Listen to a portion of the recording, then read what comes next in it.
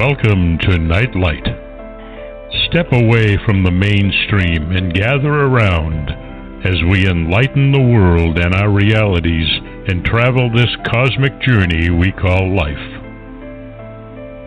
Join us as we share with you and provide that beacon that can guide us all to a better way. Explore with us as we examine a metaphysical montage of spiritual insights, covering everything from the mundane to the magical, UFOs to unicorns, and everything in between. This is a time of awakening, of sharing and evolving, of spreading our wings and soaring on the cosmic breath of creation.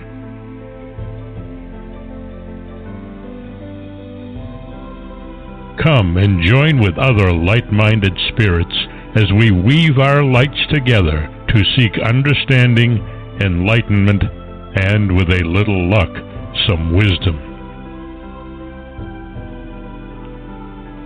This is Nightlight, a reminder that you are never alone.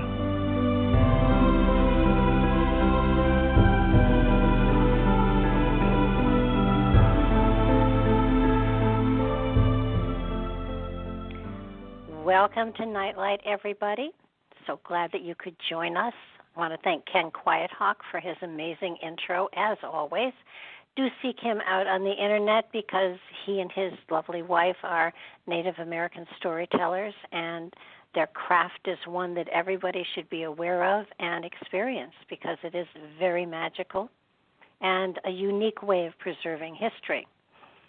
I have with me today Maurice Cotterell, who is the author of, among other things, The Heavenly Matchmaker, The Secret Science of the Mind, Heart, Body, and Soul. And it is an amazing book, by the way. It's probably one of the most beautiful that I've ever had the honor to read. He is an author, obviously, engineer and scientist. In 1989, while working at Cranfield University as head of electrical and communications engineering, he found a way of calculating the duration of magnetic reversals on the sun. Using this knowledge, he was able to break the secret codes of ancient sun-worshipping civilizations and understand how the sun affects life on Earth.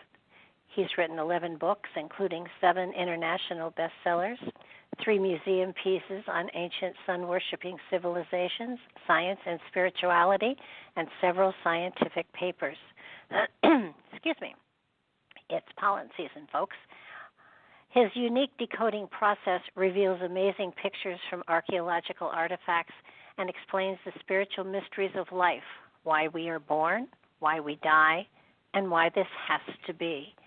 It is an amazing book. It is one that absolutely makes you wonder, think, and then start to investigate a lot of the signs and magic around you that you hadn't been aware of before. So welcome to the show, Maurice. I'm so glad we could connect, and I'm so honored that we're going to be able to talk about your amazing book. Thank you, Barbara. I'm a little curious. You've taken a different approach to a lot of things, and I think very appropriately. What was the impetus for writing this book, for putting this information out there? Well, it goes back many, many years, Barbara. I guess I've always had an inclination towards science and spirituality, in particular bringing the two together, from a very early age. I don't know why. Maybe it was preordained. Maybe it was karma from a previous life. But to me, science and spirituality have always been two sides of the same coin.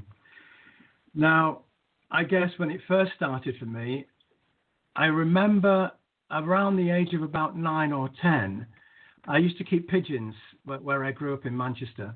And I used to put a couple in the basket on the back of my bike and ride off to Cheshire, or get the train perhaps with the bike and the birds in the basket. And I used to release them, and I used to watch the birds, and they fascinated me because they went round and round in a circle once or twice. Then they zigzagged all the way back home across the horizon to where I lived. And of course, they always got home before me. And I couldn't figure out how pigeons with bird brains could do that. And it was a question that fascinated me, and one that had to wait until I actually went to sea in 1970 after I left Naval College. And we sailed down the River Mersey into the Irish Sea in February, a cold, dark, wet day in February, into a force 11 gale. And I was certainly very seasick. And what I found was, every time a big wave came towards the front of the ship, it knocked us off course, clearly. And then I looked at the steering gear, which is the computerized system that maintains a consistent course for the ship. And I could see that the steering gear had detected the course error, and then it's from the gyro compass and the ship's heading. And then what happens is the steering gear sends a signal to the rudder at the back of the ship, and it brings the ship back on course again. And this was going on for a few hours. And when I looked behind me onto the bulkhead, I could see the course of the ship that we'd taken over the last few hours, and it was zigzagging. And it occurred to me that the pigeons must have been sensing the magnetic deviation, just like the ship's steering gear was, in the storm as we were getting blown off course and going back onto course over and over again. So it was, as I say, I was in the right place at the right time with the right questions. And I remember before that going to church on my own at the age of 7 years old, which was quite extraordinary. I used to go and sit on the front row, and I used to just feel comfortable in church. It was nice to be there. I didn't feel anxious. It was as though I'd been there before, even though I was only 7 years old. So I remember that when I joined the Navy, we went on that first trip. We sailed south to South Africa, and we were going around Cape Town. It was very difficult to contact London in those days on the shortwave radio, because it was a sunspot maximum at that time. And the sunspot, when I say sunspot maximum, there is a cycle that astronomers have noticed since the days of Galileo, which begins where the sun shows lots of spots all over it. Then the spots disappear after about 5.5 years. Then the spots come back again. So there's about 11 to 11.5 year cycle, depending on which part of history you choose to take over the last couple of thousand years, couple of hundred years. Although the sunspot cycle was first detected by the ancient Chinese a couple of thousand years ago, I should add. But as far as Galileo goes and our modern understanding of sunspots, we know that when the sun manifests these spots, it means it's very magnetically active, and the magnetic field interferes with the upper ionosphere, that's the upper atmosphere of the world, of the globe, and it makes propagation of radio waves very difficult. The radio waves, in order to gain traction, if you like, and to go over large distances, bounce off the sky, then they bounce off the earth like a mirror, then they bounce off the sky again. And when the sunspot cycle is very active, it doesn't bounce off the sky. The signals get lost in all of the activity in the upper ionosphere, and the signals fade. That's why shortwave radio was very unreliable in the old days. Around the same time, I became interested in astrology because I noticed that when the ship was sailing from north to south, or south to north, the crew were relatively peaceful. But when sailing from east to west or west to east, they became very agitated. I was fortunate because a copy of the crew list containing the birth dates of the crew is kept in the radio office. So I was able to study behavior of each star sign against their birthdays. Eventually, I was able to predict how long it would take for one particular star sign to find fault with another and to distinguish the star signs of the extroverts from the introverts. And this is why I became fascinated with the subject of astrology. I was eager to know more and to understand human behavior. It was the best way I could find to make life easier for myself. Well, I totally agree with you as far as the combination of science and spirituality. If you combine the two, you enhance the wisdom and the scope of that wisdom that's available to you. And you can't negate one over the other. They are partners in evolution, as far as I'm concerned. That's not a carved in stone anywhere. It just happens to be my opinion. But I love the way that you have worked with the sunspots and the connection to humanity and how we evolve and how we grow. And it had never occurred to me that the sun affected our growth, our development, and a lot of things about us genetically even before we're born. And you have so made clear to me that while astrology, that the day we're born is very important, and the time of the day and the place, but also the sun's activity at conception does make a difference in the personality of the person that is being developed, which blew my mind away. Oh, indeed, absolutely. We are a product of the sun's radiation in many ways. The sun affects the personality of the unborn child, and modern investigations regard this as sun sign astrology, which produces 12 types of personality. And for many years, psychologists have asked the question of what indeed causes personality, and quite frankly, they haven't got a clue. And what we find is that although two parents might have three children, they're completely different characters, completely different souls, and completely different personalities. And although they can show that certain physical traits are passed on with a chance of 1 to 4 from any particular parent, they've made no progress on how personality is determined since psychology began in the 1900s, 1910s. Well, it's fascinating because it makes us even more unique than I even thought we were at the beginning of all of this. I know each soul is different and has a different journey and has a different purpose, and I got all that, but you've brought it scientifically down to explain a lot of the possibilities of what it is that makes that difference, which I find fascinating. And then of course you extrapolate that into the kind of partners we will eventually do well with or not do well with. And I do want to get into that, but I want to go back in time because I love your concept of creation itself and the purpose of creation, which has always been a question that everybody deals with. Why creation in the first place, and what is our purpose here on the earth plane? And you go into that so beautifully. You want to elucidate on that a little bit? Of course. Many people question who we are, what we are, where we are, and how we got here and where we're going. And these are the questions that mankind have been asking for thousands of years. And they question what God is, what heaven is, what hell is, what purgatory is, and who we are, and why life is so difficult for everybody. And, if there is a God, and if there is a God, what is the nature of God? And so far, the best we've been able to do really is like two computers sitting on a desk in an office, and one computer says to the other, do you think there's a God? And the other computer says, well, I think there must be a God because somebody must have made us. And the other computer says, well, yeah, that makes sense to me. So where did God come from? And the other computer says, well, I don't know. I've thought about that a lot, but I'm not sure. But I tell you something, I reckon he's got 10 fingers. And the other computer says, well, why do you say he's got 10 fingers? Because every day he tickles me on the keyboard with 10 fingers. And the other computer says, yeah, I've noticed that. And I've noticed, does yours just sit there and stare at you all day?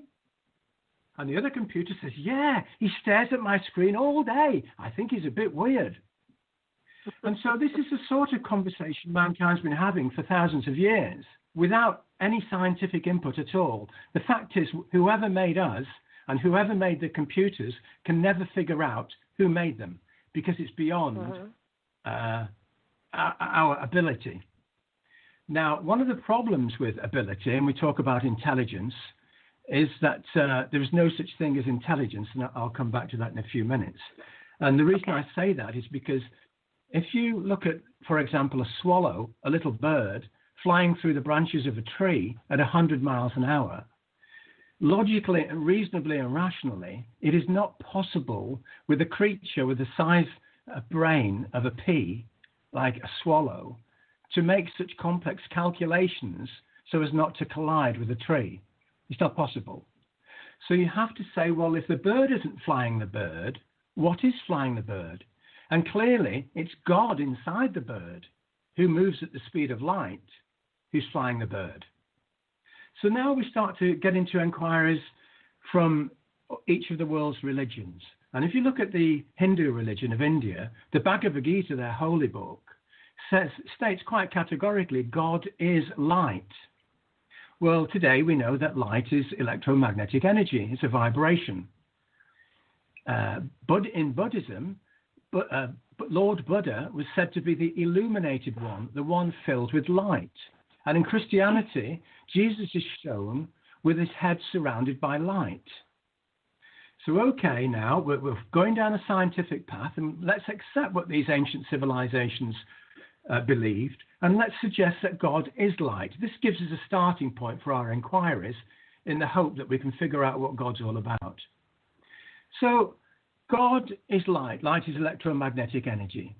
So, in the beginning, the Bible tells us in the book of Genesis that in the beginning there was just darkness on the waters, and God said, let there be light. In other words, God became light. He changed his vibration into one that could be felt, vibrating, into one that could be seen. And that light, that light energy, if we now go to Albert Einstein's equation, Albert Einstein gave us a formula which said E equals mc squared, which means energy equals mass times the speed of light squared. A very simple equation. So in the beginning, therefore, the mass of the Earth must have originated from the energy that Einstein described on the left-hand side of his equation. So let's suggest that in the beginning, God, in the beginning, was 1,000,000 volts.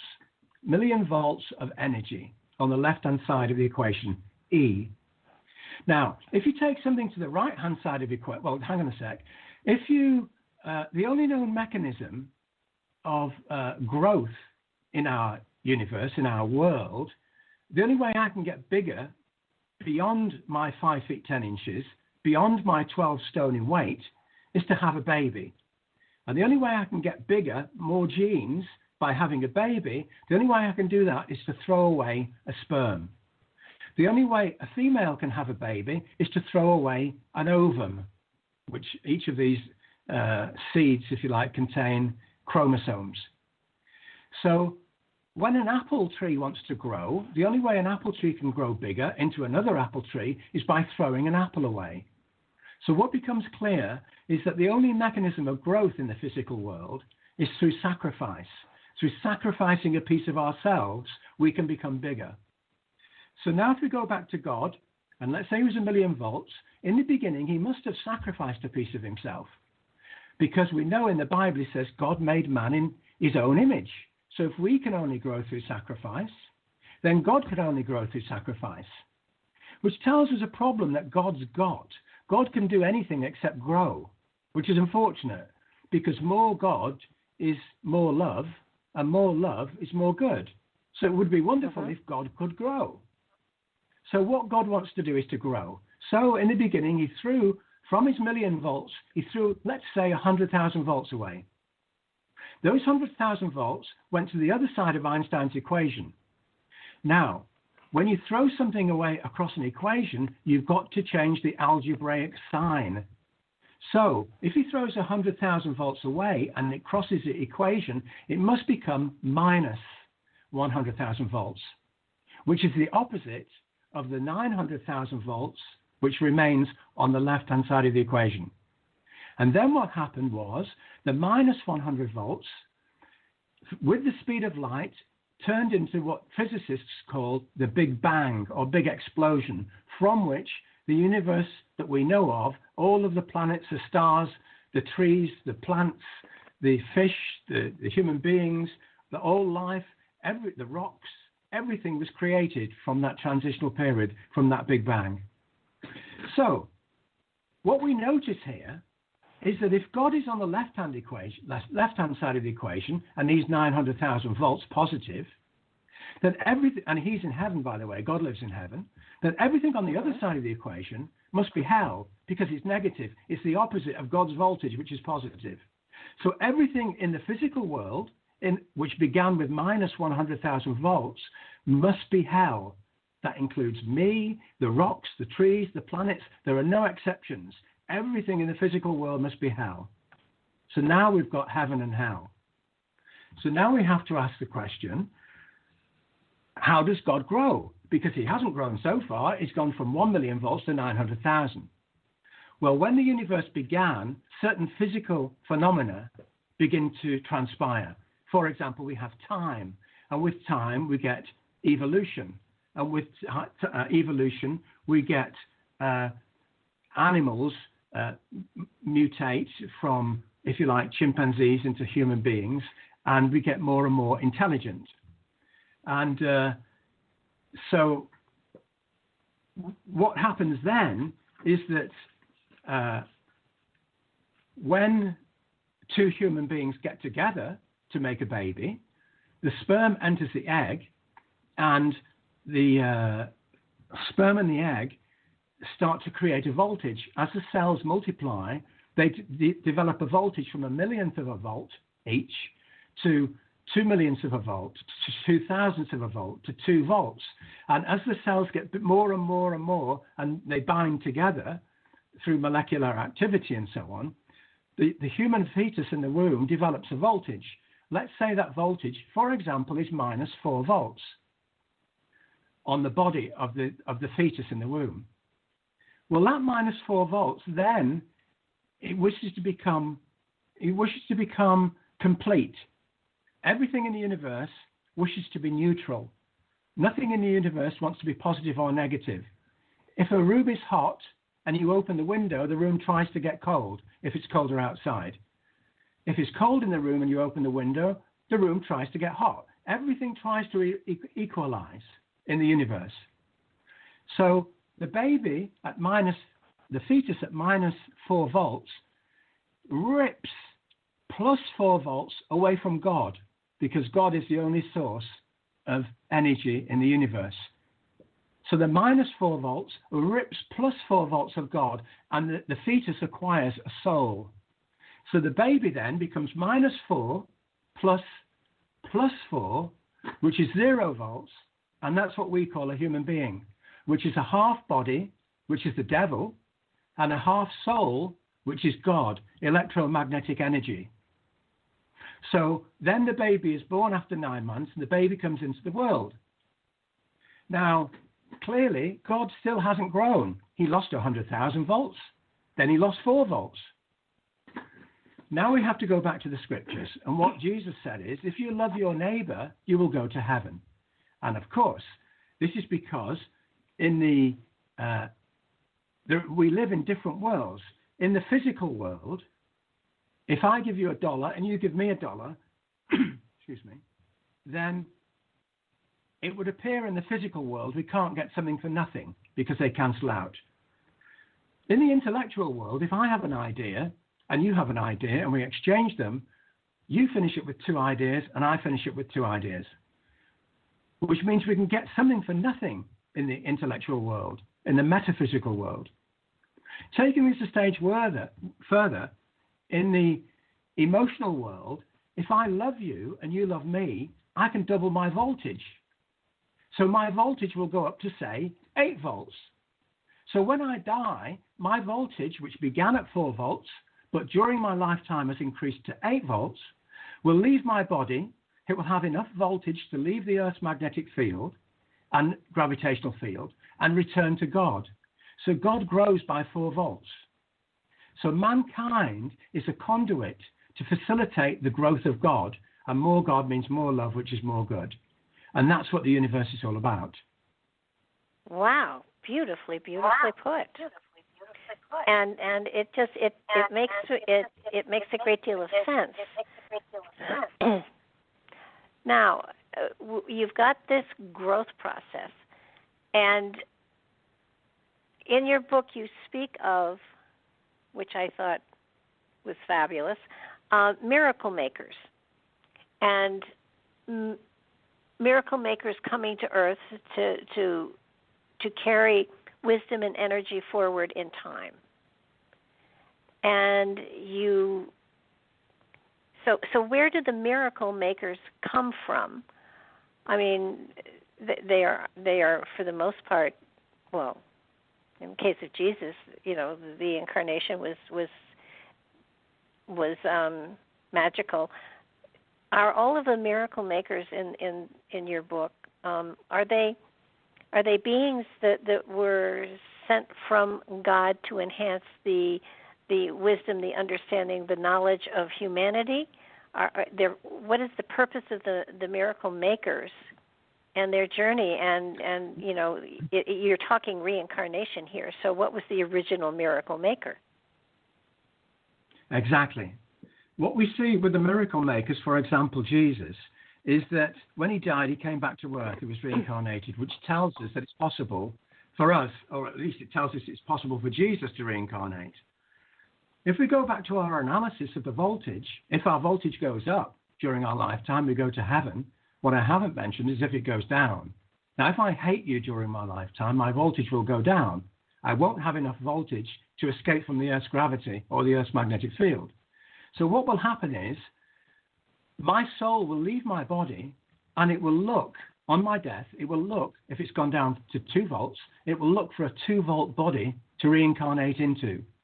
So in the next life, although I was a 4-volt body, although maybe a 4-volt body may have gone up towards heaven, a 2-volt body will come back to Earth. And that 2-volt body will suffer because if you're a 4-volt body, you might be a king or a prince or a princess. But if you're a 2-volt body, you might be somebody who sweeps the street or washes the floor as a servant. So this fits in with the maxim in the Bible, which says the first will be last and the last will be first. And what the miracle makers teach us is that there is an inverse mechanism for transmigration of soul energy. In other words, men come back as women and women come back as men. Black people come back as white people come back as black people. Fat people come back as thin people come back as fat people, and so on. And so we get paid back for all the bad things we did in the previous life.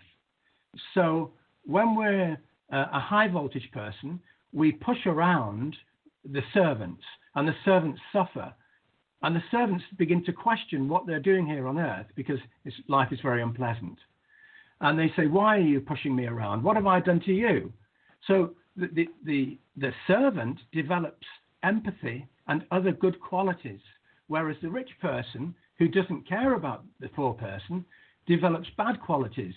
So the rich person's soul voltage goes down and the poor person's voltage goes up. Now, this is a long process over hundreds of thousands of years.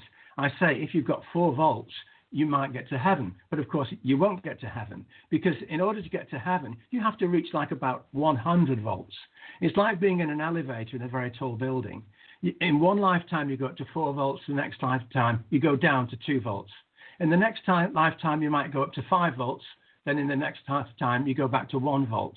And you can't quite get up that skyscraper onto the roof to get the helicopter to get to heaven. So, and because we've got no memory of our previous life, and the Egyptians told us why, they mummified the body, and they mummified and preserved the liver, the lungs, and the intestines, the viscera, the insides, if you like, but they didn't save the heart, and they didn't save the brain, because they were trying to tell us there's no need for a heart, because when you reincarnate, you'll have a new heart with a new emotional memory. And they didn't preserve the brain, because you'll have a new brain, a new CD-ROM, a new flash drive with no memory. And that's what they were trying to tell us. Now, of course, I didn't stumble upon this knowledge, as some people suppose. It was not. I didn't make it up. It wasn't conceived by me. I simply decoded the information concealed in the sculpture, the art, the jewelry, the architecture, excuse me, of the sun-worshipping civilizations of Mexico, the Mochica of Inca, and Inca of Peru and Bolivia, the ancient Chinese, and the Celtic people of Europe, who all left behind secret knowledge to teach us how to get to heaven and how to avoid finishing up back here in hell. And they wanted, clearly they're salesmen. These miracle makers are salesmen. You see, at first, when I broke the code of the Mayas, I went down to Mexico and broke the code of the Mayas, I couldn't understand how this ostensible civilization that lived in the jungle and walked around in loincloths could possibly have known the science of sunspots and fertility as I had discovered for myself scientifically. And when I say that, I have to say that it was clearly when I was at sea, I was very interested in trying to find out how long the magnetic cycles of the sun were, because I was interested in my radio signals coming and going, fading. And it was when I left the Merchant Navy, that was in 1985, when satellites arrived, all the radio officers were made redundant. And so I went back to college. I got another degree in business. And then I got a job working at Cranfield University in Bedfordshire in England. And they had, at the time, one of the largest mainframe computers in the country. And I said to one of the girls at the computer center, I'm trying to work on a problem at home, clearly at weekends and in the evenings. And I'm trying to work out the sunspot cycles, but I'm finding it problematic because it's so time consuming. And I knew what I had to do, but doing it by hand on a handheld calculator was really wearing me down. So I said, look, what I want you to do is have a look at the sun's magnetic fields. I said, the sun's got a magnetic field on the North Pole that spins once every 37 days on the surface of the sun. And its equatorial field on the sun spins quicker. That spins once every 26 days if you're on the sun. If you're on the moving Earth, then it's 28 days at the equator and it's 40 days at the poles. So there's two sets of figures there. I said, what I'd like to know is, can you tell me when these two magnetic fields will be together again, and when they'll be together again with the Earth as it goes around the sun?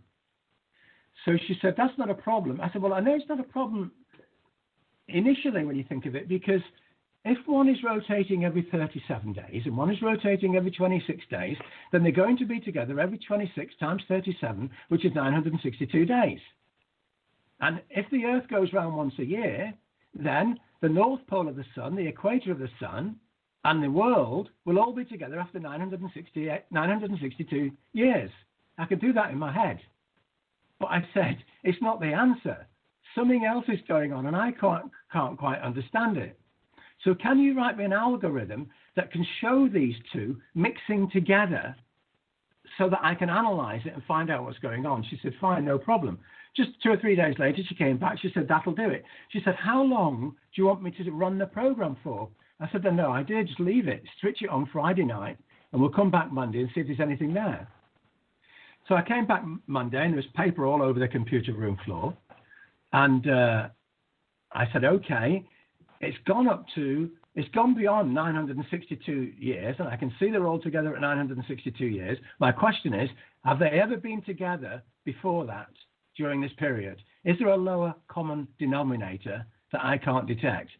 And I looked through the graph of the sunspot cycle, and I could see they were all together after 187 years, which I couldn't have done without the computer program. Now, that was 68,320 days, to be exact.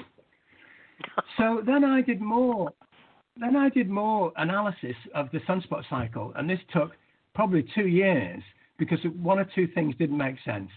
The upshot was I realized that after 20 of these 187-year cycles, the sun's magnetic field reversed, and that was every 3,740 years.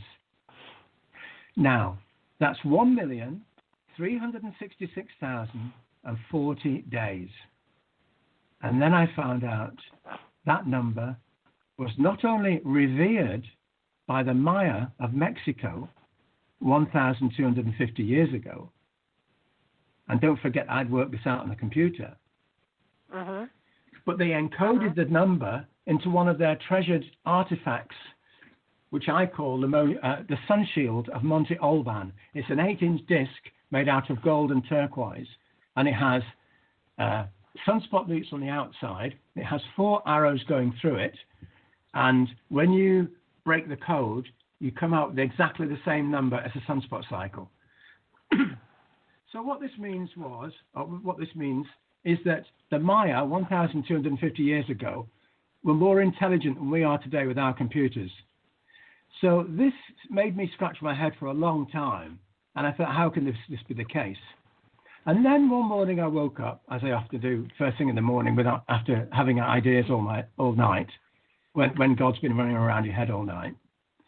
And I thought, I've made a mistake, because what I've been suggesting is all the people of Israel, for example, 2,000 years ago, could walk on water. 2,000 years ago, everybody in Israel could turn wine into water. 2,000 years ago, everybody in Israel could heal the sick with their bare hands. And of course, we know that's not the case.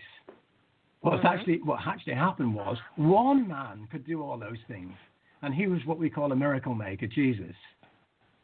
So what that meant was the Maya were not that clever.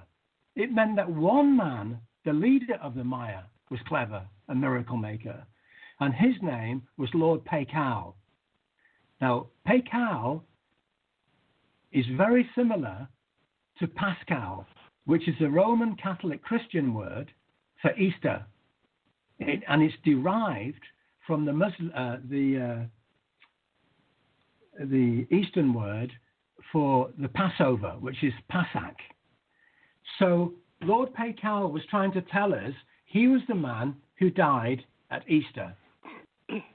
Now, once I realized all this, I went down to their ceremonial center in Palenque in the Yucatan Peninsula. That would be about first time was about 1988.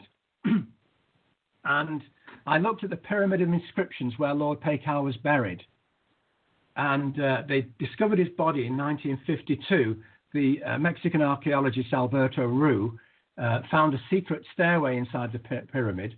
And when he excavated all the rubble from the stairway, he came to the tomb. And when he opened the tomb door, he was confronted by an enormous stone sarcophagus with a lid on top. It was about 12 feet long, 7 feet wide, 1 foot deep, and it weighs about 5 tons. And this very ornate carving has been seen by lots of other people because the pyramid's been open now for over 50, 60 years. And many people have had different ideas about what the carving actually represents. Many listeners will probably be familiar with the account made by Erich von Däniken, the writer, who said in the 1960s that it resembled a man in a spaceship. Well, I didn't believe that. What I thought was, I'm going to find out what this means, how these people understood that the 28-day spinning sun creates 12 types of personality. I'm going to find out why they worship the sun as the god of astrology. I want to find out why they worship the sun as a god of fertility, because they knew the 28-day cycle regulates the production of estrogen and progesterone in females. That's what I want to know. I want my feet firmly on the ground, not in a spaceship. So on the first day of my visit there, I looked and looked and looked at the lid, and it was too big fortunately, it was too big to remove the lid from the pyramid. That's the way it was designed. That's the way Lord Pacal, who was a later incarnation of Jesus, that's the way he wanted it. He didn't want anybody to take this lid out of the pyramid, and I can mention why later, because we know what actually happened when they built a replica. But just before I get there, let me say this. I looked at the lid, And being an engineer, I thought, okay, how long is this lid going to take me to decode the picture or interpret? And I thought, well, it could take a year, it could take 2 years, it could take the rest of my life. And then I thought, well, lots of intelligent people have tried and failed. Just like lots of intelligent people have tried to figure out what electricity is and failed, and magnetism is and failed, and gravity is and failed, and why the atom is unstable. It's stable and failed. So I looked at it in a compartmentalized way, and I thought, if I decode it, are people going to criticize it and say, you have not decoded it, it's your personal interpretation only? So I thought, well, I can't allow that to happen.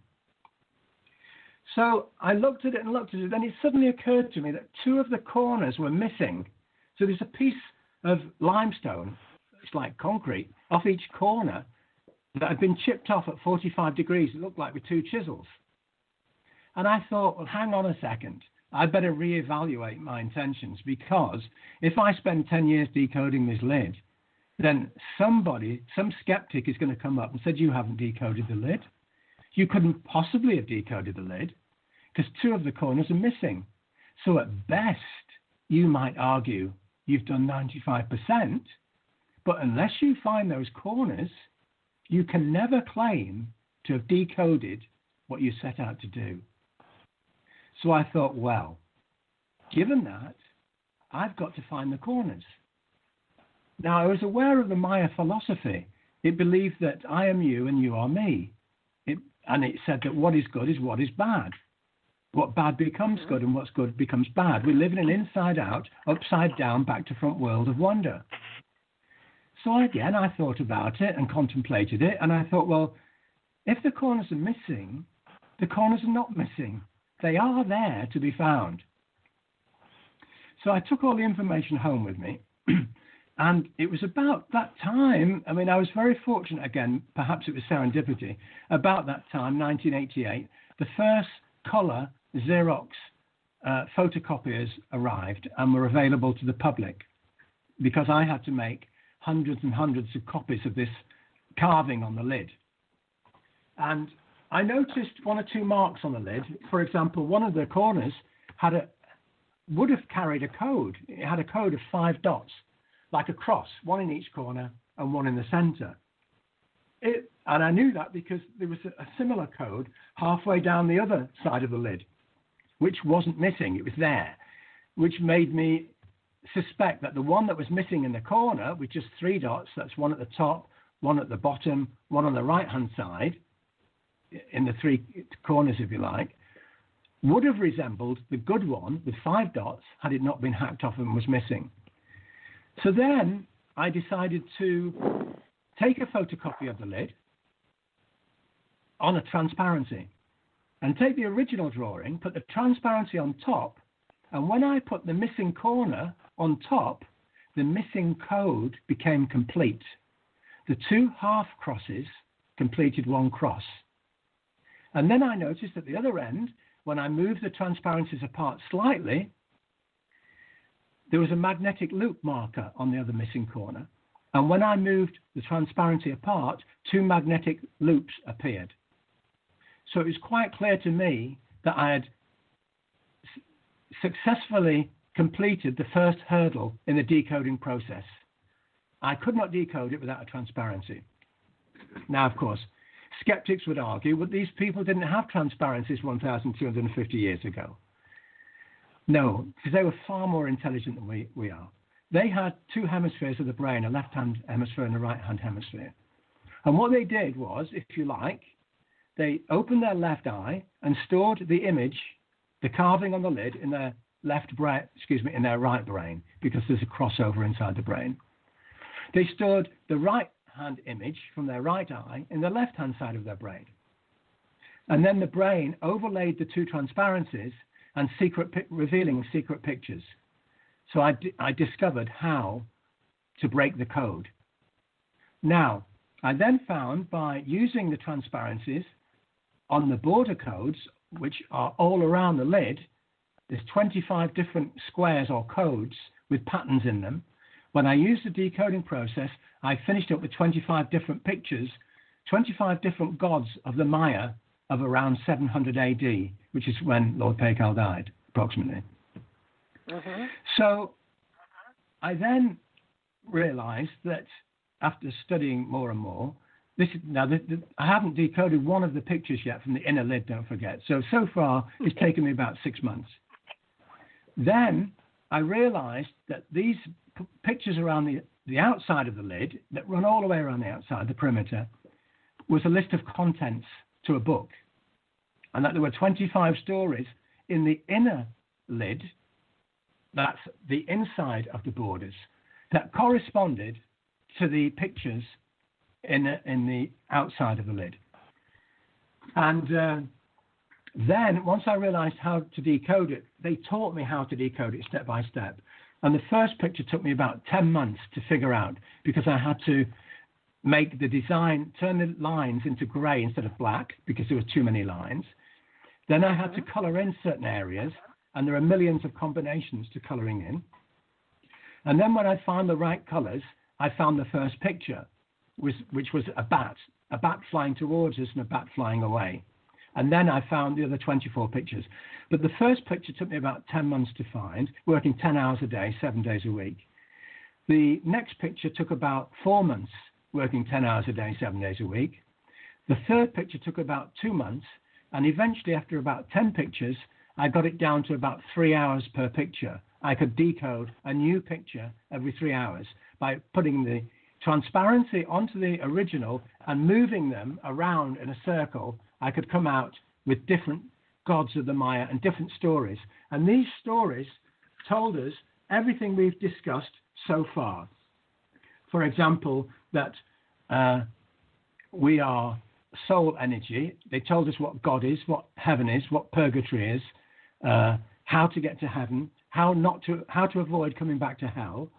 And so clearly they wanted to set this knowledge down, not just for future generations, but for themselves. If they didn't get to heaven, they wanted to be able to come back in 2020, decode their own treasures that they'd left behind to give them a better chance of getting to heaven the next time if they didn't make it the first time around.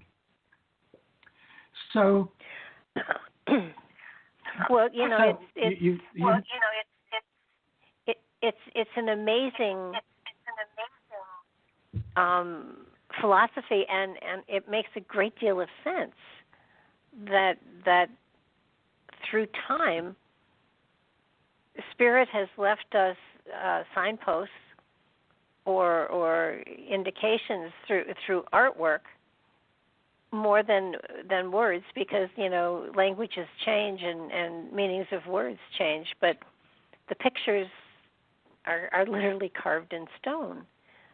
So it makes perfect sense that kind of information would be left in a way that would withstand whatever the earth throws at us, basically. And exactly. I love, and the element of reincarnation was not just for the miracle makers, but for all of us. You know, we don't have the same wisdom and knowledge to impart, but it's a revolving door. And you are going somewhere, though. Although it be a spiral, we are going somewhere. Yes. It's and you've mentioned it's just not only on Pacal, but there's jewelry that you have found the same sort of message in, and pottery as well. Yes. In fact, the amazing lid of Palenque, as I call it, the Coffin Lid, it's the Rosetta Stone of Maya carving. It's got 3 different ways of decoding it. It's got the pictures around the sides of the lid, the edges, the border codes. It's got the central carving. So you've got 25 stories on the outside of the lid, 25 stories on the inside of the lid, and then you've got 25 archaeological artifacts which were placed next to the tomb to tell us about each of these stories. So what we finish up with is like a three-way fix, and it tells us how to decode the jewelry, the carvings, the architecture, and of course, as you say, they used, as you've said quite rightly, they used pictures and numbers because pictures and numbers transcend the changes in languages, and they put this knowledge down in their pyramids so that they could withstand the ravages of time, like earthquakes, floods, hurricanes, and so on. They had to last thousands of years across sunspot cycles. They knew one sunspot cycle was only 3,740 years. So we're not talking about 50 years here or 100 years. They knew that they would be reincarnating many times and that they might not be able to escape to heaven next time because they've got to come back when the photocopy has been invented. If there's no color photocopier, they can't do it. So we're at this moment of this cycle when we are able to do it. Now, clearly, they had to encode it because they didn't want bad people getting to heaven. They had to have a filter. So this is why they hid it away and in their treasures. And each miracle maker, and I'm going back now to the first one, which we know as Lord Krishna, who comes from about 1700 BC, who appeared in India. And Krishna means Christos in Greek, the anointed one. And Jesus anointed the feet of others, and he baptized others with oil on the forehead. Krishna reincarnated as Tutankhamun in 1323 BC. Tutankhamun means the son of God. And then the Celtic people, they left their treasures behind in a tomb in Hochdorf in Germany around 550 BC. The king of Hochdorf has the same coded messages inside his tomb, which contained a wagon and a sofa and all sorts of treasures in it. And then the king of Hochdorf came back about 50 years later as the Olmec stone face, which was found in a place called Jalapa in Mexico. Tells, again, same old information over and over again about how we are spiritual energy, that there is no such thing as intelligence. We are only God. God is intelligence. Human beings aren't intelligence. God, let's just go back to what God is again. God is electromagnetic energy. God can do anything. If you put electromagnetic energy into a refrigerator, which has been designed to go cold, then the refrigerator will go cold. If you put electromagnetic energy, God, into an electrical kettle, which has been designed to boil water, the water will boil.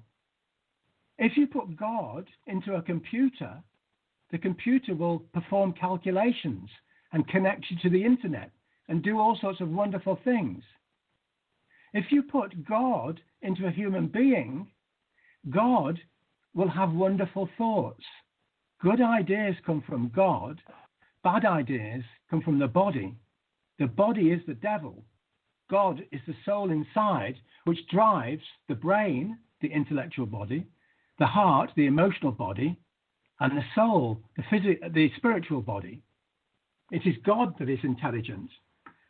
Now, all of these miracle makers, and I got up to Buddha earlier, 550 BC, but he came back as Qin Shi Huang Ti in China in 220 BC. Qin Shi Huang Ti means the son of heaven. And Qin Shi Huang Ti, he left his knowledge behind in the terracotta warriors in China. And the terracotta warriors tell the same story that Lord Krishna tells about the Battle of Kurukshetra in the Hindu holy book, the Bhagavad Gita, that we're living in hell. Excuse me. And every time we leave our front door in the morning, our front door in the morning, we go into a battlefield. There's a battle going on out there. And we have to fight the battle, whether we like it or not, until we come home at 5 o'clock at night. Now, Qin Shi Huang Ti, he came back as Jesus in around 7 AD, because Jesus died in about 32 AD.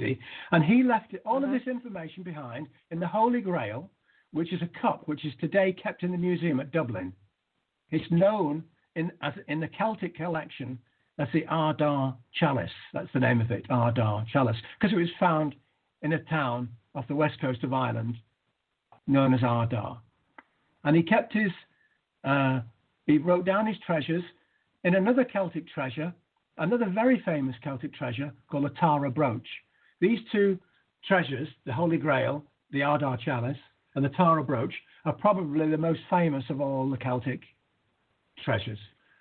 And what we find is when we start to decode the Atara Brooch, it contains the legend of King Arthur. And when we take the sword from the stone or move the pin of the brooch, this brooch is 12 inches long, by the way, 12 inches in length. When we move the pin backwards and measure the angle from one side of the pin to the other, then we come out with a number of 144,000. And that number is written down in the Bible. And in the book of Revelations, Jesus says, when the end of the world comes, those with 144,000 written on their foreheads will go to heaven. And one of the decoded pictures from the lid of Palenque shows Lord Pacal staring at the viewer with 144,000 written on his forehead, which is telling us that Lord Pacal was Jesus.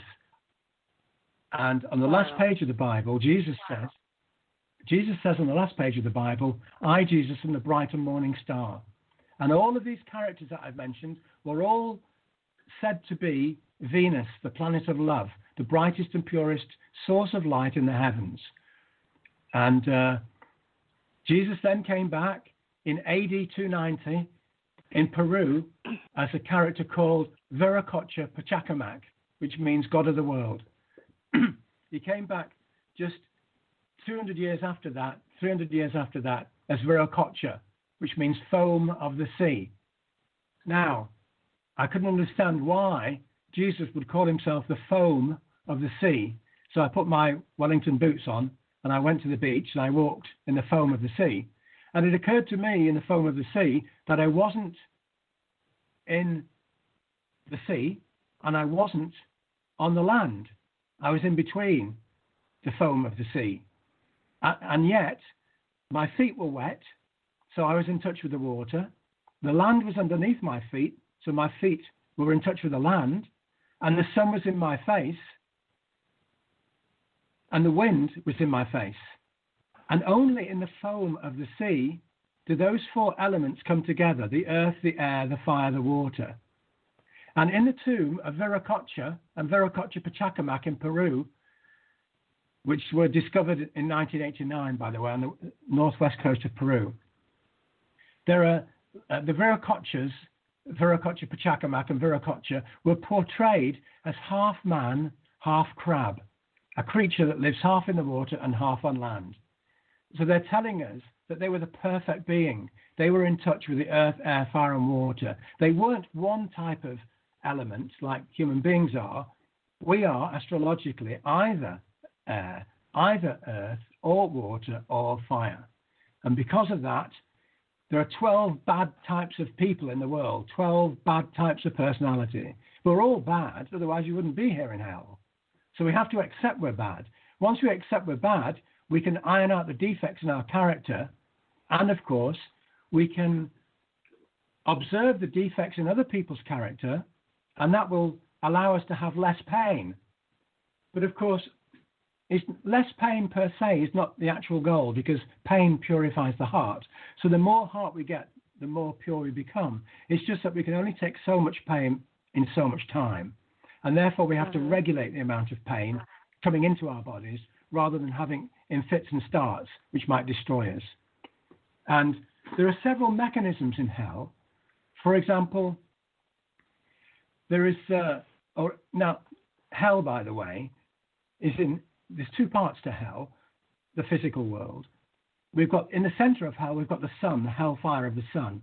And towards the outside of hell, we've got the planets, and the planets is where we're living right now. And that's where we purge our heart of sin. That's why it's called purgatory. The purging of the heart takes place when we experience pain. When we experience pain, the brain can't understand the pain.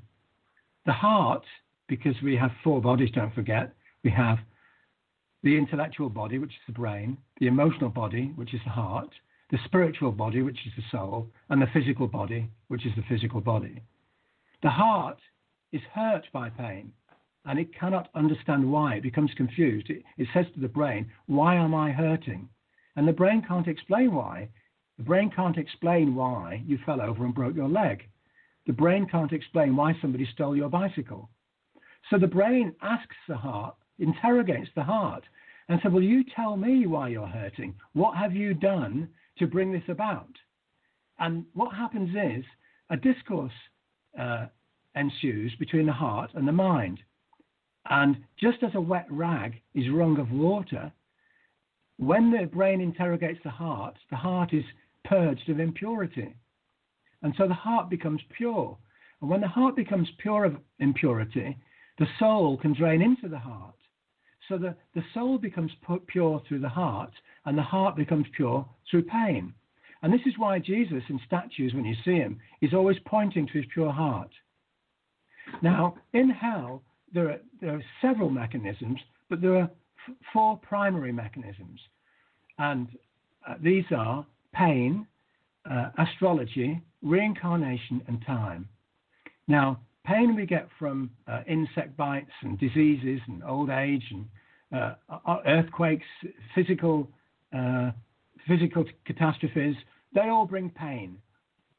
And we get intellectual pain from nervous breakdowns, emotional pain from broken heart. We get spiritual pain from guilt, and we get just regular physical pain from the outside world, from catastrophes and so on. And what we know is that, as I mentioned earlier, if we love each other, then we can double our voltage. But people don't even understand what love is. You know, there are many types of love, and it's not until we can understand what love is that we can understand who we are. For example, the love of food is gluttony. The love of sex is lust. The love of activity is distraction. The love for a friend is camaraderie. The love of a pet is attachment. The love of alcohol is the thirst to escape from hell. The love of money is greed. And spiritual love is a sincere and genuine wish for the intellectual, physical, and spiritual well-being of another living thing. But we do not search for any of those. The love we search for is romantic love, which, like a roller coaster, is wonderful on the way up and gut-wrenching on the way down. You see, the brain is a biological computer, and the brain is driven by hormones. The male brain is driven by testosterone, and the female brain is driven by estrogen and progesterone. Now, if you put the wrong software in the computer, it goes crazy. And if you kiss somebody romantically, then the hormones in their saliva download into your computer, which sends you crazy. So when you kiss the guy, you go crazy. When the guy kisses you, he goes crazy. And you say, wouldn't it be wonderful to have a baby? Now, who would have a baby in hell? You've got to be crazy to bring a baby into hell. So this is the way it's been designed. Everything's been designed. God has designed everything. And just going back to the other mechanisms, so we've got pain, we've got the astrology, which means if we have 12 different star signs, and of course, don't forget, there are also 12 years in the Chinese zodiac. So there are a combination of 144 types of personality. Now, if you've got 144 types of personality, you've got 144 ways of boiling an egg. So everybody argues all the time. And so we have perpetual war. And of course, that's what happens in hell. Then reincarnation, the mechanism of reincarnation, the good become, the good go to heaven, the bad reincarnate, and women come back as men, as I said earlier, men come back as women, the transmigration of souls. And then you've got time as the 4th major mechanism in hell, because time has been designed to speed up when we're happy. And it's been designed to slow down when we're miserable or bored, which means in hell, Nobody can be happy for very much time. And once you realize you're in hell, realize that you've got to love people, and if you do, you'll escape from hell. It's the only way to escape. There is no other way. Then you embark upon the knowledge, you embark upon the way of spirituality and loving your neighbor and loving every living thing.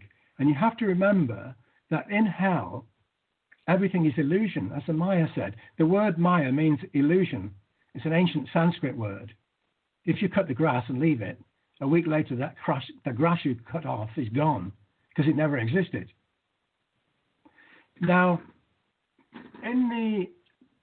if you imagine that a dog might come back, the soul of a dog might come back as a soul of a cat, and the soul of the cat might come back as a soul of a cockroach. And the soul of the cockroach may come back as a daffodil. And the daffodil has got a body and a soul, just like God is in every living thing. If you've got no God, you've got no life. It's when God leaves the body, we call it dead. You know, if you imagine a cow in the field and it cuts itself on barbed wire, we say the cow heals itself and the cut disappears. But it's not the cow healing itself. It's God healing the cow. And it must be, because if you think about it, a year later, the cow might be in a butcher's shop. And if the butcher cuts the cow with a knife, the cow doesn't heal itself. So what's the difference between when it was in the field and when it was in the shop? The difference is God has left the cow. So God cannot heal the cow anymore. It's very simple. It's very straightforward. So definitely, if you now go back to the daffodil, if you go back to the daffodil is a collection of living cells with a soul. It might be a millionth of a volt. And when it was created out of the bulb, it attracted down a millionth of a volt of God. And so it's got a soul inside. But when the daffodil begins to die, when the cells begin to die, the voltage starts to decay. So instead of being a millionth of a volt, it's half of 1 millionth of a volt. Then the next day, it's a quarter of 1 millionth of a volt. And the positive 1 millionth of a volt is released. And that voltage might come back as an ant or a crow or a tree. So everything is illusion. The daffodil is not a daffodil. It is God in disguise. The cat is not a cat. It is God in disguise. You are not you. You are God in disguise. And this is the world we find ourselves in. In hell, nothing is what it seems to be. Well, you've given us all sorts of tools also in your book as to minimize the difficulty of the evolution of this lifetime with the different astrological signs, with the different Chinese 12, the different aspects of the Chinese chart, and the what I loved was with the astrological signs, especially the water signs and the earth signs which compositions are the most comfortable or the most likely to last. And I love the fact you basically said, this is what the worst aspects of these signs are, so be aware of them. And had I read your book, I probably would have avoided, 2 or 3 marriages, because the aspect of fire and air signs will go together more likely than fire and water, because water puts out fire. So therefore, those 2 aspects, those 2 characteristics, eventually will manifest and possibly destroy a relationship.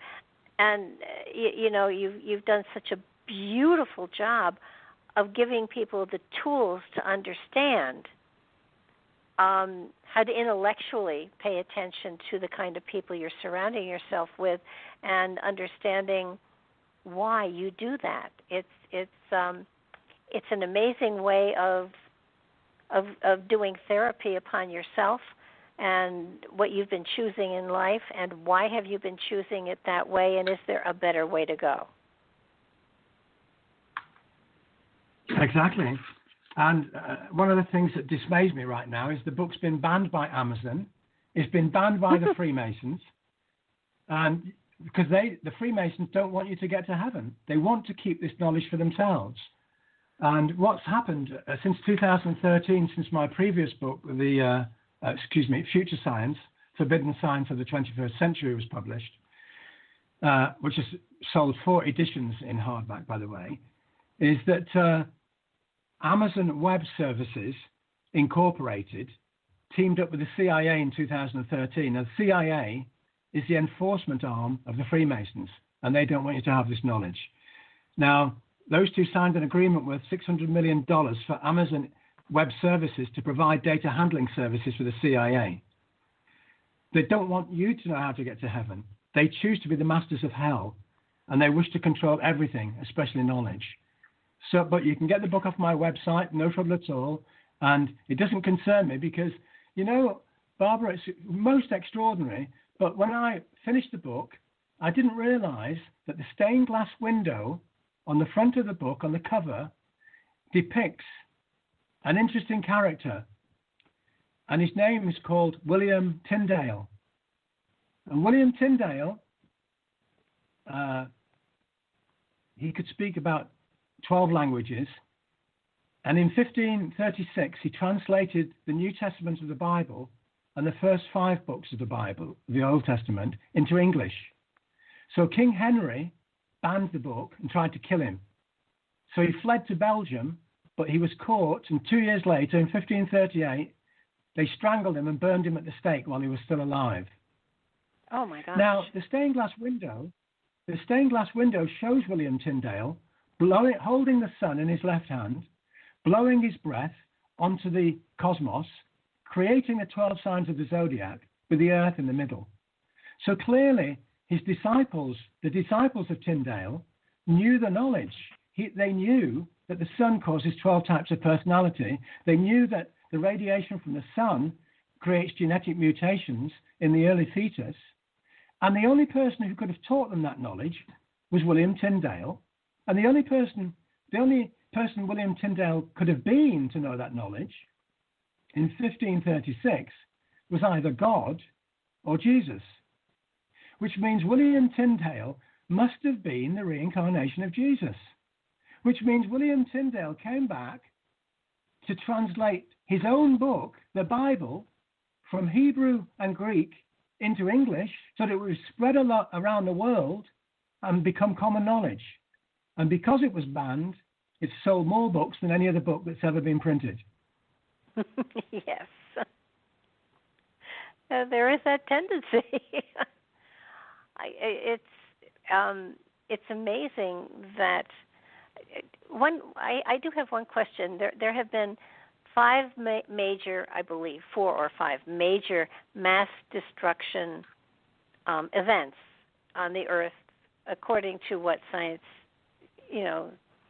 postulates. And it seems to me that this kind of a cycle would have occurred. We talk basically about just this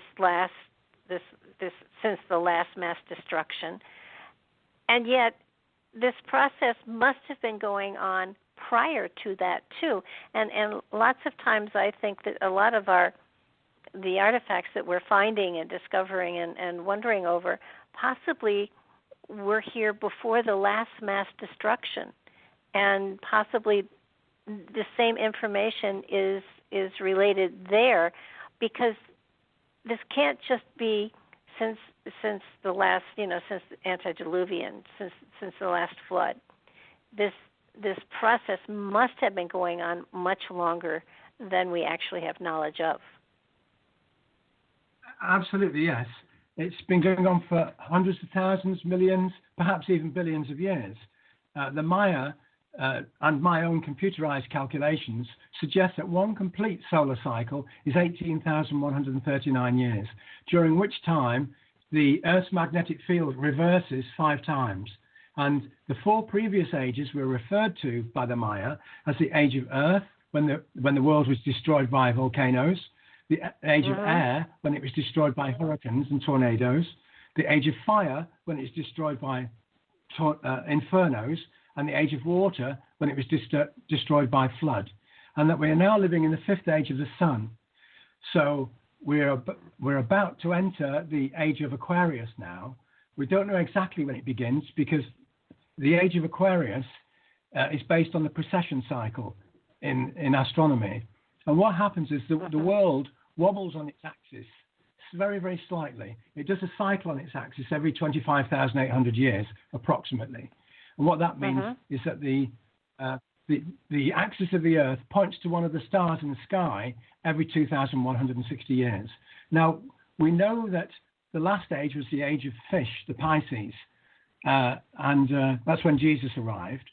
And so we should be, because he was a fish, because he was,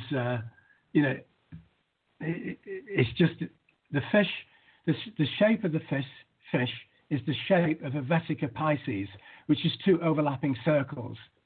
And as I said earlier, Jesus was known as the epitome of Venus, the purest and brightest source of light in the heavens. So because he was Venus, Venus is depicted as 2 overlapping circles, and the place where they overlap looks like a fish. So that's why we say that Jesus was born in the age of the fish. It's the age of when Venus tilted on its axis. Now, the Maya said Venus tilted upside down on its axis in 3113 BC, which is about the time of Stonehenge. So it looks like we had a magnetic reversal then, and that's when the Maya calendar began, even though the Maya hadn't been born then. They hadn't appeared on the Earth. Their calendar begins 2,500 years before they arrived. But what they were trying to tell us was that the last Venus episode, and don't forget Jesus was Venus, the last Venus episode was in 3113, and they said it would finish again in 687 AD, which is when the Maya disappeared. So they were telling us the sun's magnetic field would reverse, and what would happen during a magnetic reversal at the equator, what happens is you get less fertility because you've got less estrogen and progesterone, so you get less babies, so the population declines. You get more infant mutations because you get more X-rays given off the sun in a sunspot minimum. There are no particles to shield the Earth from the magnetic fields on the sun. And you get catastrophic destruction from earthquakes and stuff like that. And you also get, what's the 4th one? Let me think now. Escapes me for the moment, but there's a 4th catastrophe as well. And so they knew what was going on. They knew how to avoid it. And it wasn't just the fact that they were trying to get to heaven. They were trying to, the 4th thing was because they get drought, they die of starvation because they get crop failure. So we know that when the Maya died out, they had a drought, they had crop failure, they had more infant mutation, and they had a decrease in population to a decrease in fertility. So they're telling us that we need to realize that there's more things in life than the daily obsession with more food, more drink, more drugs, and more sex. Because none of those matter. What matters is loving each other, because you can have more sex when you keep coming back as a frog or, as a mouse. That's not going to help you. You've got to escape. And the only way to escape is to either get rich and give all your money away, or love your God and love your neighbor and be compassionate and love every living thing, including the trees and the plants. Everything is God in disguise. Oh yeah, and I think the one thing that I found fascinating was that you combined the Chinese and the astrological philosophies, and you came up with the fact that we will cycle through an experience of everything at least once, which would come out to over 144,000 incarnations. and if we aren't complete then we just keep coming back and doing it over and over again. I think the very last paragraph in your book, I think is an amazing message, and I'm going to read it because I want people to hear it. The great paradox of life is that evil always succeeds in the short term, but goodness prevails. Love the God inside every living thing, and even those you believe might have little to offer, because everyone, whatever their star sign, has something to offer. Good comes from bad as surely as sunshine follows rain, and remember that pain purifies the heart, and pure hearts go to heaven. So that if you're going through difficult times, if you're having and you have the capacity to be compassionate during those times, it enables you to evolve further and to go further as a spirit. Human experience is another quote from your book. The human experience is a journey, not a destination. I mean, you have Indeed. such wonderful advice, such wonderful phrases in here that people. It's important for people to understand that no matter what the moment holds, there is an eternity before us, and that how we face each of these moments helps to determine where the spirit goes next. So most people forget the fact that there's a spirit within, and they take the human experience as this is all there is, and this is just a mere, it's a grain of sand on a huge beach. This lifetime is a very small experience, but an important one, because we're gathering wisdom, we're gathering knowledge, and the soul does take that on with it. But unfortunately, when we reincarnate, usually the memories of past lifetimes and the wisdoms that are gathered and experienced, have to be redone. But if people are willing to go that extra mile and work with the spirit that rides within this body, this lifetime, the possibilities of enhancing and engaging in higher wisdoms is always available to us. It's just that we have to reach for it and search for it, and not in a materialistic way, in a spiritual way. Indeed, I couldn't agree more. Well, what I can't understand, Bob, is what I can't understand is why everybody, given how useful astrology is, and palmistry as well, because they're connected. When the sun creates mutations to the brain, it also makes mutations to the hands and also other parts of the body, like the lips and the gums. So you can actually tell people's star sign from looking at the hands, the lips, and the gums. I can't understand why everybody, given that we get an edge from this, and given that it saves us misery, I can't understand why everybody doesn't look into it and adopt it and follow it and study it. I guess it's because they keep hearing over and over again the mainstream mantra that there's no scientific evidence for it. There's lots of scientific evidence for it. I firstly came out with my scientific rationale for half of astrology in 1986 in my first self-published book called Astrogenetics, where I found out the cause of the elements.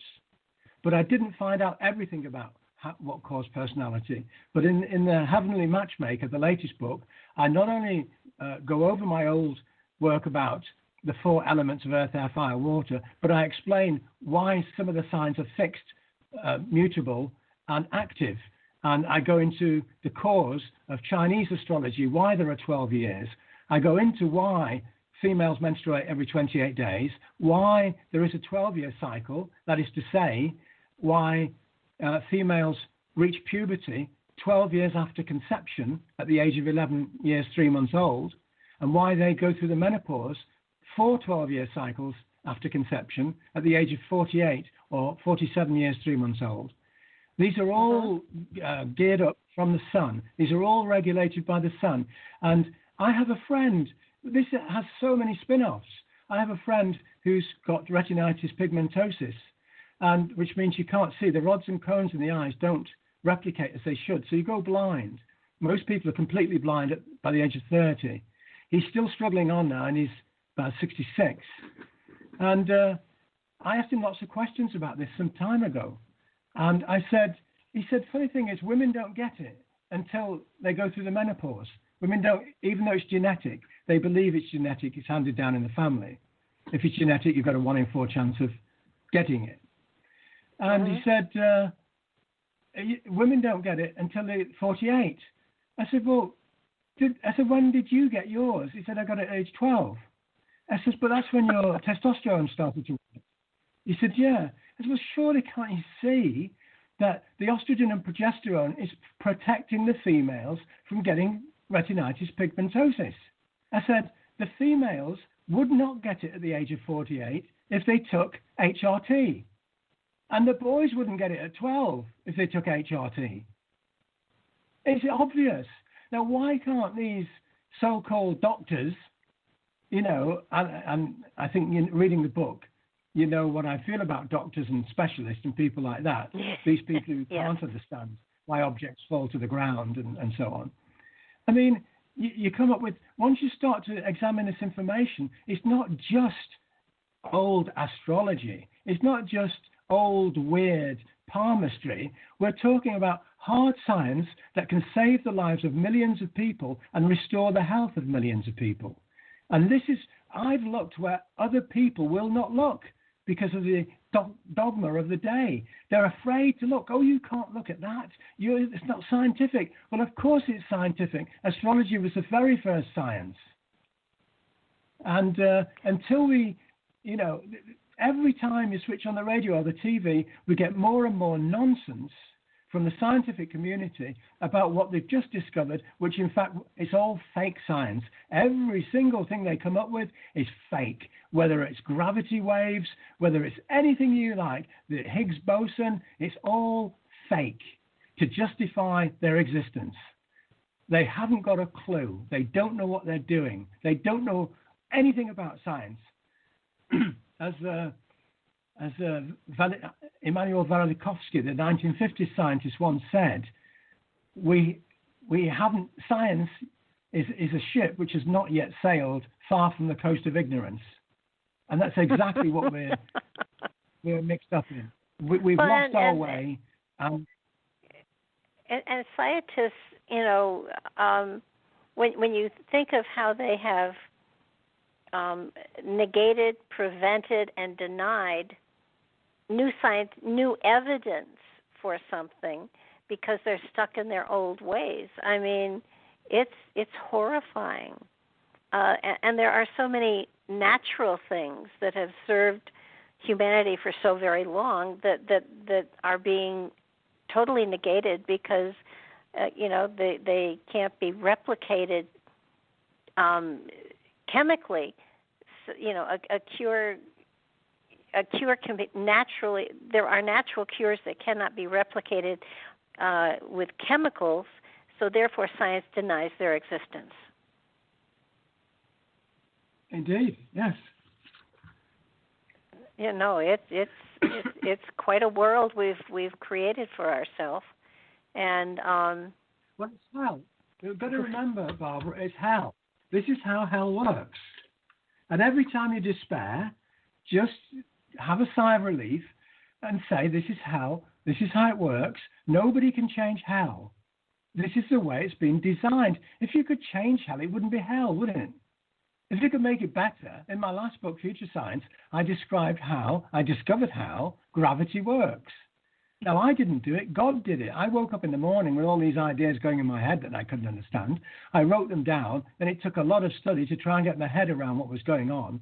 But I have discovered how gravity works, and it's very, very simple. It took me 2 years to find a way of explaining it. It took me 2 years to write the book, Future Science. But once I'd got there, then I figured out how to make anti-gravity. Then I figured out how to make free hydrogen. And I wrote to 14 car companies and 4 hydrogen producers. And I said, look, I've figured out how to make free hydrogen. We can run planes and cars and boats and anything you like, houses, factories, on a free hydrogen. All we have to do is put water in, put anti-gravity across it, and we can make free hydrogen. They all wrote back and said, when you get the patent, write back to us again.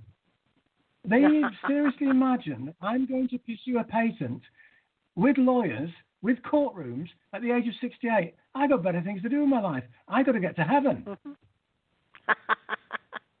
Well, don't forget, it's hell. So that frustration is probably part of your journey. I think it's most people, in my opinion, and please understand everybody when I say something, I'm giving you my opinion, and my opinion changes and evolves as I do or devolves. But I really believe that we are here as a soul for ourselves to develop the soul that we carry within, the part of God that is within us, that our purpose is through love and compassion, but it isn't. So many people don't understand that when you do something because you expect a reward, it's not unconditional. And the love that we have inside of us is unconditional. And if we can express it truly unconditionally, that's where we grow.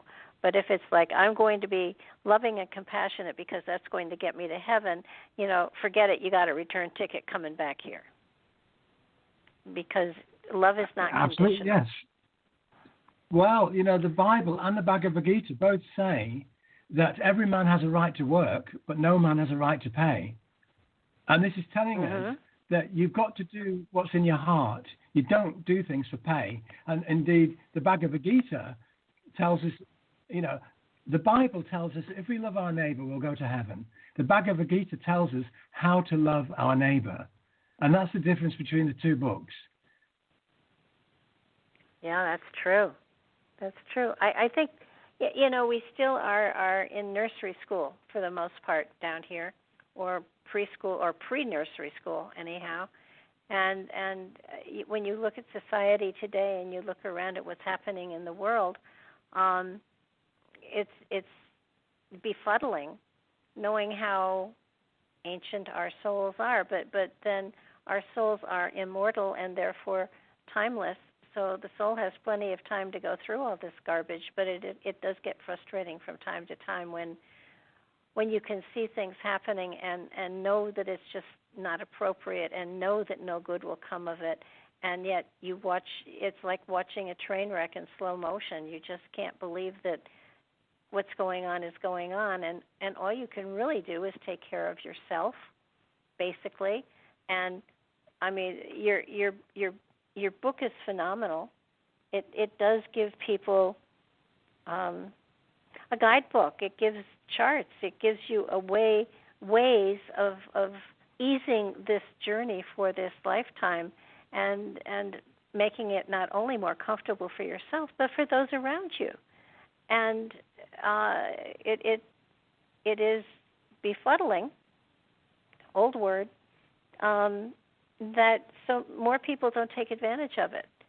I mean, if you're just going by what the physicality in you says, the chemistry inside of you, if you let the physical part of you rule your life, then your life doesn't have as much meaning as if you would allow the heart and the soul to work with the other parts of you.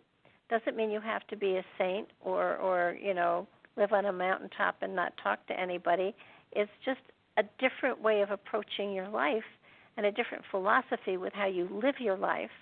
And the more you've got the guidelines. You don't tell people what to do with the information, which is what I love. You put the information out there, and it's up to the individual to take it and apply it to their own life if it's appropriate for this lifetime. And while this is probably one of the most beautiful books I've ever seen, I would say that and especially that it's been banned, I think that's wonderful. That should mean it should sell like hotcakes. You give them you put the information out there, and it's up to the individual to absorb it and use it as is most appropriate for them. And it's too bad that that our bodies are only built for 120 years. The Bible says 70. And I love what the Bible says. It says you live so many years, you suffer and you work hard, and then you die. And the next phrase in the Bible people don't know. It's and then you fly away, and then your spirit moves on. And so it's sort of like you've put the handbook out there. You've got the charts here. People can tell, what Chinese character they are. They can tell, what they are, whether they're water or air or earth or fire. And with the Chinese, the different five aspects. There are so many combinations that we need to experience that our journey through time is going to be a very long one. But you've given material here, a handbook, so to speak, as to how to best deal with what you have been dealt this lifetime, and how to select people and that will be more harmonious to what you have chosen to be this lifetime. You must have had some wonderful responses from this book.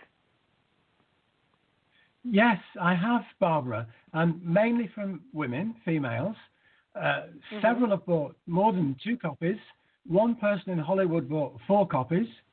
So clearly they're giving them away to people.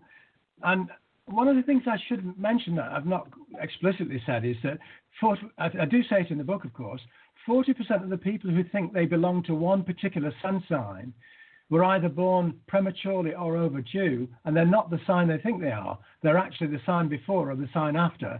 So if you ever read a horoscope and it doesn't sound like you, let's say you're an Aries and it doesn't sound anything like Aries, it's probably because you were born a week early and you should have actually been conceived.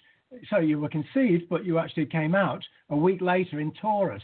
But if that could be due to environmental factors, like perhaps if your mother smoked, her heartbeat was quicker, so the gestation was shorter, or so on. So there's a reason, there's an explanation as to why some people, or why statistical inquiries have failed to show the efficacy behind astrology. And that's because it's a very complex subject. Oh, yeah. The astrologers that I know have studied it for a lifetime, and they continue to study constantly as well. You did talk about the earth, air, fire, and water, and which signs were compatible and which were not, and that's a very easy thing for anybody to figure out.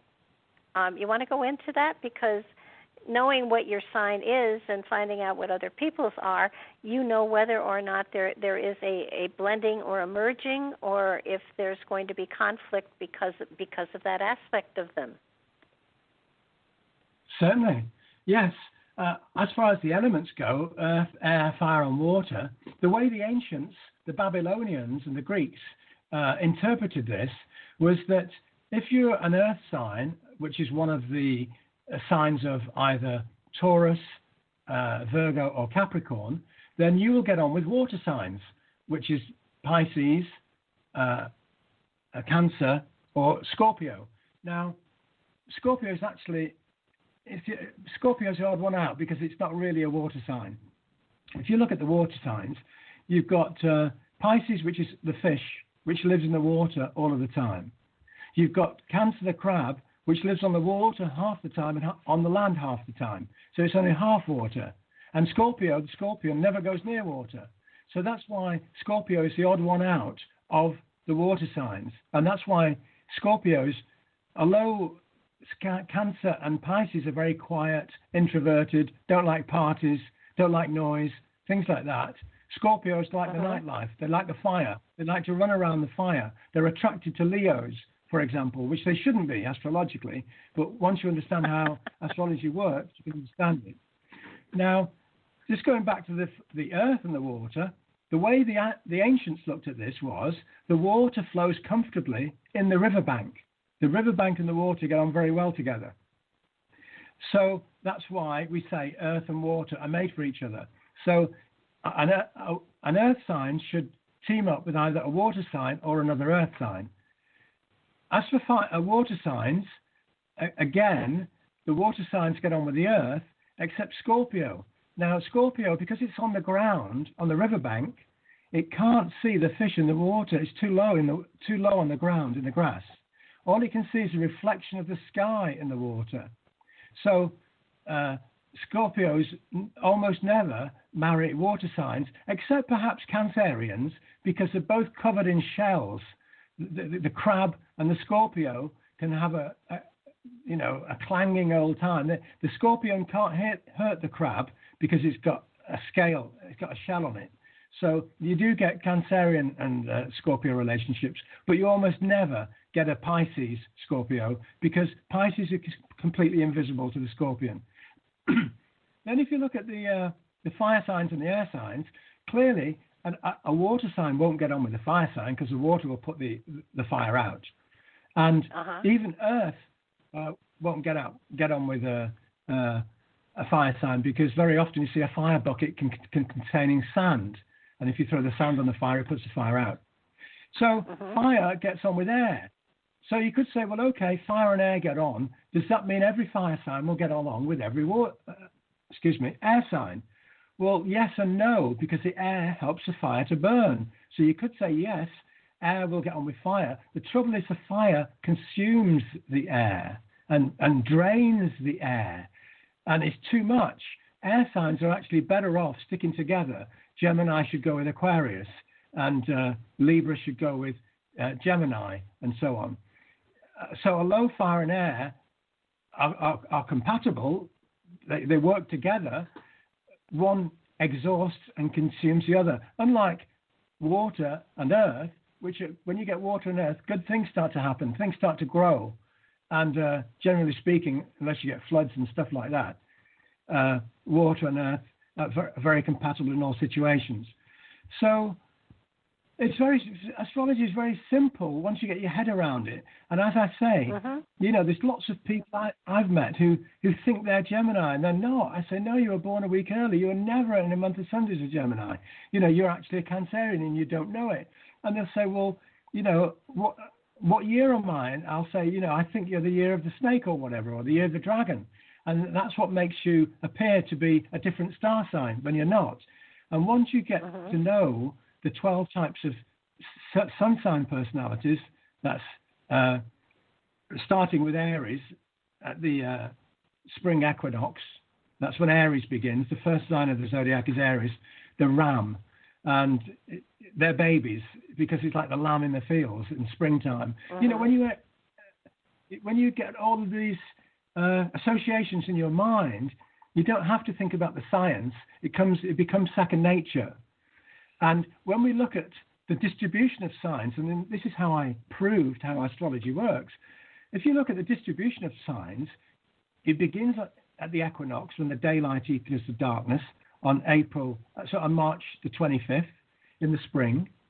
And we get Aries, which is a fire sign. A month later, we get Taurus, which is an earth sign. A month later, we get Gemini, which is an air sign. A month later, we get Cancer, which is a water sign. Now, you could say, hang on a minute, why don't we get 3 earth signs in spring, 3 water signs in summer, 3 fire signs in autumn, and 3 air signs in winter? Why are they distributed like that? Fire, earth, air, water. Then it follows again. Fire, earth, air, water, with Leo, Virgo, Libra, and Scorpio. Then it's another 4 months. We get fire, earth, air, water. We get Sagittarius, Capricorn, Aquarius, Pisces. Now, the only way that can happen is if you've got 2 variables scientifically that are playing around together. And those 2 variables are the magnetic fields of the sun, and they are the ones that are responsible for the dispersion of the 12 star signs, where they come earth, air, fire, water, and not 3 at a time. And this explains why star signs in Australia are the same as star signs in the Northern Hemisphere, where winter and summer are the opposite. Because when the sun's radiation strikes the Earth, every second of every hour of every day, the electrons and protons that come off the sun go up and down the Van Allen belts. Now, the Van Allen belts were named after the engineer Van Allen, who worked at NASA in 1958, and he discovered these belts of radiation that encircle the Earth from about 600 miles to 6,000 miles, and there's another band around 15,000 miles above the Earth. And what happens is they protect us from the sun's radiation. So when the sun showers off electrons and protons, which are byproducts of the solar fusion process, those particles collide with the Van Allen belts. They go up and down every 1 second from North Pole to South Pole. The magnetic field of the Earth varies. As the magnetic field varies, it creates a varying magnetic field on the surface of the Earth that shuffles up genes in early impregnated ova, that is, babies that have just been impregnated. The genes are shuffled up, and you get a different personality every month depending on the stream of particles coming off the sun. And there's 4 streams: earth, air, fire, water. Then you get them again, earth, air, fire, water. Then you get them again, earth, air, fire, water. So it's the dispersion which proves beyond doubt that the sun's radiation is causing personality differentiation. It's fascinating, and you know, once you get your mind around that, and it certainly made me. I sat here, you know, checking out everybody that was in my life, whose birthday I knew, and it was really quite profound. Those people that, you know, I had a good merge with, you know, have been friends for 20, 30, 40 years, and people that have come and gone in my life were signs that that definitely conflicted with my belief system or my philosophy. And so, you know, I was able to validate so much of this by checking out the people that have, you know, either done well with my life or not well with my life. So I think that if anyone has a doubt in the world as to what you're talking about, all they need to do is read your book and then sit down and check out the people that have hurt them or been difficult with and their own. And you know, life would be so much easier if people paid greater attention to this aspect of life, as opposed to, well, I feel so woozy when I'm near them, you know. It's just so, I mean, you're talking physical here, and physicality fades, and you know, if you don't have a deeper connection or a deeper integration between your spiritual energies and your intellect and your philosophies, then sooner or later the physical is going to pass, and you're going to be left with somebody, and you're going to look at them and say, and why was I with you? And you know, pay attention to this kind of material. The handbook is right here. All you have to do is pay attention to it and not be led around by your emotions and your physicality, because there's so much more at play here. There is the body, mind, emotions, and the spirit, and to choose a partner with all of those things in sync gives you a greater potential for a longer relationship. And you know, if you know, it depends on what you're out for, I guess. But the physicality is the least important, because that is fleeting. That is totally fleeting. And like you said before, life is an illusion anyhow, so it isn't really real to begin with. It's if you're looking for something deeper, then you have to go deeper into yourself, and you give them the handbook for it. I can understand why it's been banned. It makes a great deal of sense, but that should you know, I should think you're pleased that they banned it, because it means you really put something out there worthwhile. Well, yes. I mean, it doesn't concern me. Most of my books will be and always have been sold off my own website, www.mauricecotterell.com. So, but it was a useful shop window. One can never argue that. But it's, I think, you know, there are strange things happening in our lives, vibrations, voltages. You know, my birthday is the 22nd of the 2nd, 1952. So clearly I'm a Pisces dragon. The dragon gives me the extrovert side. Usually Pisces are very quiet and shy. But because I've got the dragon pushing me along at 100 miles an hour, we've got a fish going 100 miles an hour. And George Washington was born on the 22nd of the 2nd, 1832, which is 220 years to the day before me. And my birthday is 22/2/52. Now, that's weird. It's strange, isn't it? And I remember I went to... my wife also is born on the 11th of the 1st. So her birthday is 1/11, and my birthday is 2/22. And I went to a clairvoyant many years ago, and this was before I wrote the Mayan prophecies in 1985. And she said, there's a man standing behind you who's very ancient. He's got long hands, and he's got dark skin, and he's something to do with a tent. He lives in a tent, and in fact, the tomb door is tent-shaped. It's like a triangle. And she said he wants you to go away, and he wants you to count. I don't know why. He wants you to write down these numbers: 11111, 22222, 33333, 44444. And I thought, well, okay, I get what you're saying, but I can't see the relevance of it. Anyway, my wife and I went home, and I sat down and I thought about this, and I've been trying to figure out the Maya cycles of time. They used cycles to measure time. They didn't use 7 days for a week and 30 days for a month and so on, or 100 years for a century. What they used was 20 days, 260 days for the astrological calendar, 3,600 days, 7,200 days, and 144,000 days. So what I did was, I wrote those cycles down from left to right, starting with the highest on the left. Then I wrote 11111 underneath them. Then I wrote 22222 underneath those. And I went all the way down the line to 99999. Now that's the number revered by Freemasons, because it's the highest number you can reach before becoming one with God, before becoming 10, if you like, or 10. So then I multiplied the first cycle, 144,000, by 9, and added it to the next cycle, which was 7,200 multiplied by 9. Then I added that to 360 times 9. Then I multiplied that by 260 times 9, 20 times 9, and I came out with 1366560, 1,366,560 years, which is the rebirth of Venus, revered by the Maya, which is the sunspot cycle again.